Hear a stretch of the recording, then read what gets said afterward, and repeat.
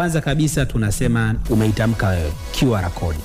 Maana yake ni nini? Hiyo ni alama ambayo inawekwa katika either katika jezi kama sehemu ya kwenye nguo zetu. Huwa tunaona kuna kama kitambaa fulani ambacho kinaeleza hiyo nguo ni material gani, ifuliwe kwa mtindo gani. Pale unaweza kuweka QR code. Ya pili ni kufanya kutoa elimu.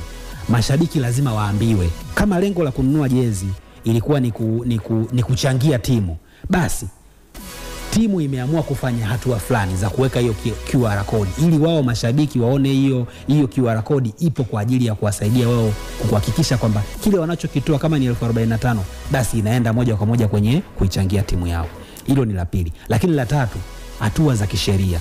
Umenielewa? Hii ni nchi ambayo inaendeshwa kikatiba. Wote wanaofanya hivyo hawafanyi hivyo kwenye jezi tu, wanafanya kwenye vitu vingine. Lakini makampuni yana haki na yana taratibu za kuhakikisha wale wote ambao wanatengeneza jezi ambazo ni feki basi wanatafutwa, wanakamatwa na wanafikishwa kwenye vyombo vya sheria. Kwa kufanya hayo mambo matatu, mimi naamini Yanga wanaweza wakawasaidia mashabiki wao, kwa sababu pesa ambao wanaitoa ni pesa ambao mashabiki wametafuta pesa kwa shida, na amehakikisha amepata 45,000. Sasa anachangia, alafu tena leo namwambia ile sio feki, nunua nyingine. Mimi nadhani hizo njia tatu wakizitumia zitawasaidia sana Young Africans.